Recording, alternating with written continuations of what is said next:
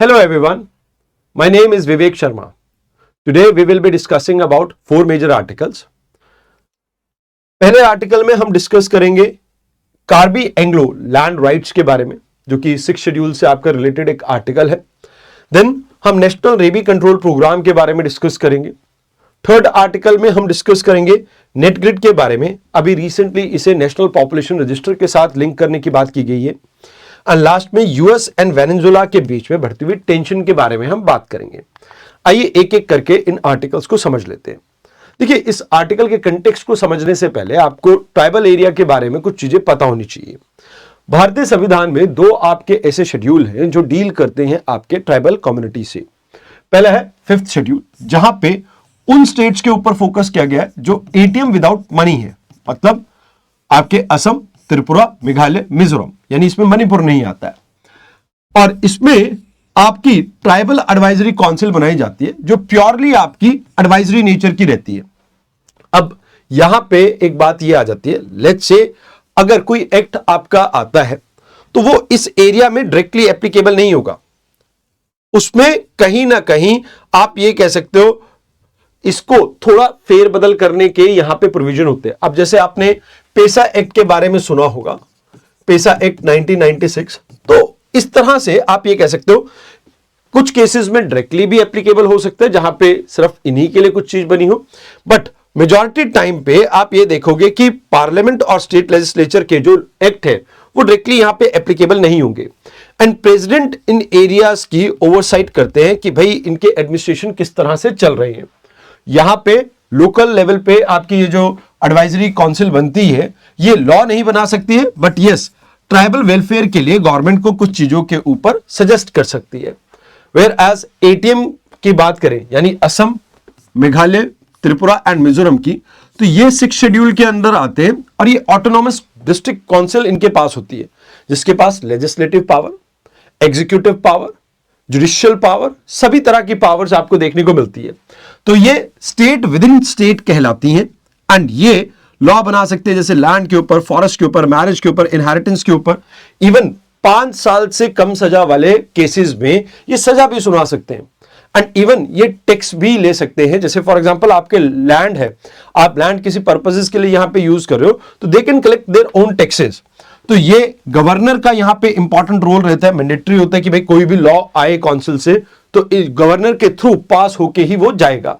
अब इनको अलग से बनाने के पीछे मंशा ये थी कि कुछ एरियाज ऐसे हैं जहां पे ट्राइबल कम्युनिटी अभी भी मेन स्ट्रीम से कनेक्टेड नहीं है, तो उनको थोड़ी ज्यादा ऑटोनॉमी देने के लिए ये चीज कही गई थी.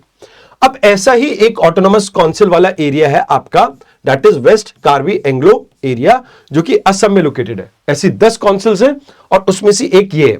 बाकी 9 कौन सी है आपको कमेंट सेक्शन में बताना है. नाउ द थिंग इज, यहां पे कॉन्स्टिट्यूशनल बॉडी है ये काउंसिल, तो ये सेल्फ रूल को प्रमोट करती है, खासकर शेड्यूल एरियाज में. शेड्यूल एरियाज कौन से, जो कि आपके शेड्यूल 6 में आते हैं. एंड यहां पे इसकी नोडल मिनिस्ट्री रहती है, ministry of home affair. And यहां पे डिपार्टमेंट ऑफ हिल एरिया जो आपका असम का है वो इसको लीड करता है. अब इसमें कहा जाता है कि भैया जो आपके रिजर्व फॉरेस्ट है वो तो स्टिल स्टेट के कंट्रोल में रहते हैं, बट उसके अलावा इनको 2 एरियाज प्रोमिनेंटली दिए जाते हैं जहां पर ये ग्रेजिंग प्रमोट कर सकते हैं. That is professional grazing reserve, जो कि एक लैंड आपका ग्रेजर्स के लिए अलग से रखा गया, इसके लिए परमिट चाहिए होती है. देन इसके साथ साथ विलेज ग्रेजिंग रिजर्व, जो कॉमन लैंड होता है जहां पे कोई भी जाके अपनी लाइक आप कह सकते हो कि लाइफ स्टॉक को ग्रेजिंग करवा सकता है.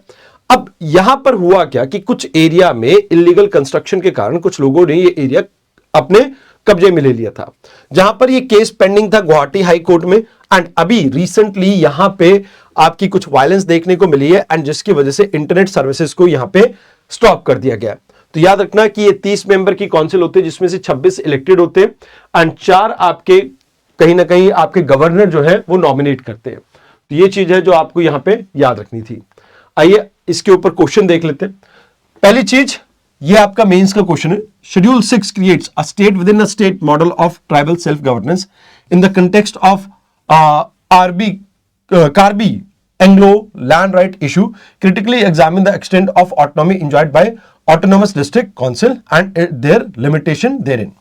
अब ये एक प्रैक्टिस क्वेश्चन है इसको कहीं ना कहीं पॉलिटी में पूछा जा सकता है, तो इस वजह से इस तरह से मैंने फ्रेम किया है। बट उसके अलावा 2015 में आपको प्रीलिम्स में डायरेक्टली इसके ऊपर क्वेश्चन देखने को मिला है।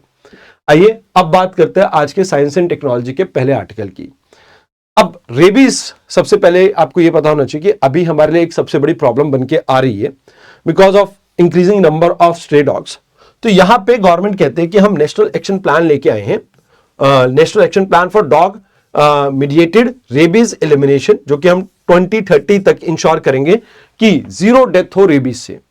अब लाइसा वायरस के कारण ये जो आपकी रेबीज होती है, ये एक सिंगल स्ट्रैंड आरएनए वायरस है एंड इसमें अभी हमारी दो मिनिस्ट्रीज मेजरली इन्वॉल्व है स्कीम के अंदर, जहां पे ministry of family welfare and ministry of fishery coordinate करेंगे एक दूसरे के साथ। अभी कहा जा रहा है कि इसे नोटिफाइबल डिजीज बना दिया जाएगा, मतलब कोई भी अगर इसका केस आता है रेबीज का तो उसको गवर्नमेंट को बताना जरूरी होगा ताकि यह पता लग सके कि ये रेबीज कितने लार्ज लेवल पे स्प्रेड हो रही है आपकी। तो ये किया जाता है आपके एपिडेमिक डिजीज एक्ट ऑफ 1897 के अंडर एंड जो पब्लिक हेल्थ है वो स्टेट सब्जेक्ट में आता है, वेयरएज एनिमल क्रुएलिटी की बात की जाए तो ये आपका कॉन्करेंट लिस्ट का सब्जेक्ट है। तो इसमें स्टेट और सेंटर दोनों का कोऑर्डिनेशन होना बहुत जरूरी है। तो कहते हैं रेबीज की 3 अलग अलग कैटेगरीज है। पहला होता है कि जस्ट आपके कुछ आपने कुछ टच कर दिया या कुत्ते ने आपको लिक कर लिया, डॉग ने आपको लिक कर लिया, तो उस केस में सिर्फ आप धो भी लोगे तो भी काम चल जाएगा। कैटेगरी 2 है जहां पे ब्लीडिंग नहीं हुई है बट हाँ हल्का सा स्क्रैच वगैरह कुछ लग गया, तो इसके लिए वैक्सीन करवाना बहुत जरूरी है। देन यहां पे कैटेगरी 3 जहां पे बहुत अच्छे तरीके से डॉग ने आपको बाइट कर दिया एंड उस केस में वैक्सीन के साथ साथ रेबीज आपकी इम्यूनोग्लोबिन आपको यहां पे लेना पड़ेगा, अदरवाइज प्रॉब्लम बढ़ सकती है। अब कहा जाता है कि भी देखो रेबीज की जो प्रॉब्लम है ये इसको सॉल्व करने के लिए हमें अपनी वन हेल्थ स्ट्रैटेजी, जो कि आपकी WHO, FAO and WOP and United Nation environment programme, ये सभी इसको प्रमोट करते हैं, जहां पे एनिमल, ह्यूमन एंड एनवायरनमेंट एक साथ लेके चलते हैं हम, और ये आपस में इंटरकनेक्टेड है। तो एक होलिस्टिक अप्रोच लेके यहां पे हम चलते हैं। तो कहते हैं कि भी एनिमल बर्थ कंट्रोल रूल जो 2023 में आए थे, हमने इनको रिप्लेस किया, इसने रिप्लेस किया था 2001 के आपके रूल्स को, जहां पे रीलोकेशन बैन कर दी गई थी कि भाई अगर आपने एक डॉग को कैच किया, उसको आप वैक्सीनेट करो, उसकी स्टरलाइजेशन करो और उसको उसी एरिया में वापस छोड़ दीजिए। उसे कम्युनिटी एनिमल के तौर पे यहां पे रिकॉग्नाइज किया गया था रादर देन अ स्ट्रे डॉग। तो कहते हैं कि भाई अभी थोड़ा हमें प्रॉब्लम ये रहती है कि रेबीज अगर कोई डॉग किसी इंसान को काट लेता है, जब तक उसके सिम्टम ना दिखाई दे तब तक वो आप डिटेक्ट नहीं कर सकते। तो एक बड़ी प्रॉब्लम ये रहती है एंड हमें इसी प्रॉब्लम का यहां पे सोल्यूशन निकालना होगा कि हम अगर इन केस कोई भी ऐसे कांटेक्ट में आता है तो उसको यहां पर वैक्सीन अवेलेबल करवा सकें।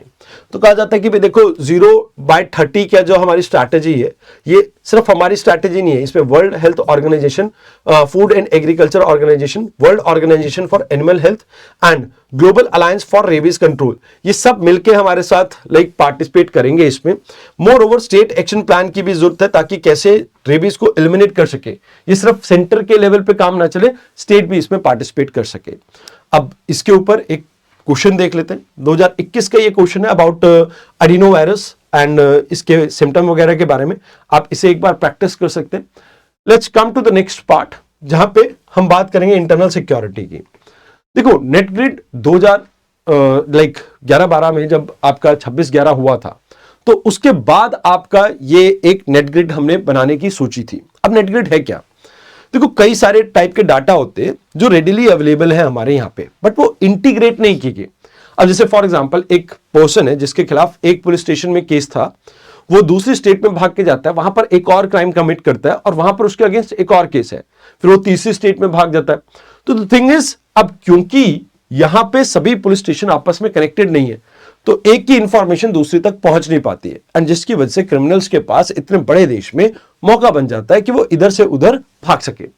तो नेटग्रिड एक्चुअल में एक सिक्योर इंटीग्रेटेड इंटेलिजेंस शेयरिंग आपका प्लेटफॉर्म है, जो कि सिक्योरिटी एजेंसीज को, लॉ इन्फोर्समेंट एजेंसीज को एक दूसरे के साथ डाटा शेयर करने में हेल्प करती है अबाउट काउंटर टेररिज्म या आपके कोई भी सीरियस क्राइम हो।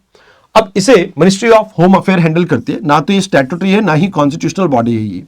अब इसमें आप डायरेक्टली एक्सेस नहीं कर सकते हो, रिक्वेस्ट सेंड करनी पड़ेगी। नॉर्मली एक एसएसपी लेवल के पर्सन को इसका एक्सेस है या आईबी, रॉ और आपकी वेरियस जैसे एनआईए, ऐसी बड़ी बड़ी एजेंसीज को इसका एक्सेस मिल सकता है। तो एक्सेस रिस्ट्रिक्टेड है, सिर्फ ऑथराइज सिक्योरिटी क्लियरेंस के साथ ही यहां पे इसका एक्सेस मिल सकता है। तो इसमें जैसे 3 कैटेगरीज में हमने डाटा को क्लासिफाई कर रखा है, non sensitive, sensitive and highly sensitive. जैसे आपका और मेरा, हम सबका डाटा नॉन सेंसिटिव लिस्ट में चला गया होगा, देन सेंसिटिव लिस्ट में कुछ का होगा एंड कुछ का आप हाईली सेंसिटिव एरिया में कहीं ना कहीं कोट कर सकते हो।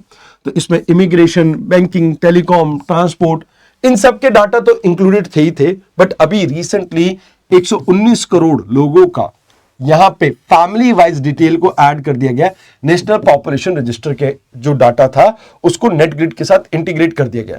तो इस वजह से surveillance, privacy and data governance को लेके कुछ लोग इशू रेज कर रहे हैं कि भाई ये तो बहुत गलत है कि हमारे डाटा का हमसे बिना पूछे यहां पे इस्तेमाल किया जा रहा है। तो यहां पे इसमें एक गांडीव करके भी एक अपग्रेड टूल लेके आए थे हम, जिससे फेशियल रिकॉग्निशन को हम प्रमोट करते। मोर ओवर यहां पे जैसा मैंने आपको बताया, NIA, IB, raw, ED, CBI, ऐसी कई एजेंसीज इसको मतलब एक्सेस कर सकती है। एंड दैट ईयर वाज 2008, जब 26/11 हुआ था, उसके बाद इसे प्रपोज किया गया था, बट ये 2014 में फुली आपका फंक्शनल फॉर्म में आया था। तो ये आपको याद रखना है। तो फिलहाल के लिए इस क्वेश्चन को आप देखिए, ये क्वेश्चन 2020 में आपसे पूछा गया था नेशनल पॉपुलेशन रजिस्टर के बारे में। तो इस तरह का आपको क्वेश्चन एक बार फिर से आ सकता है।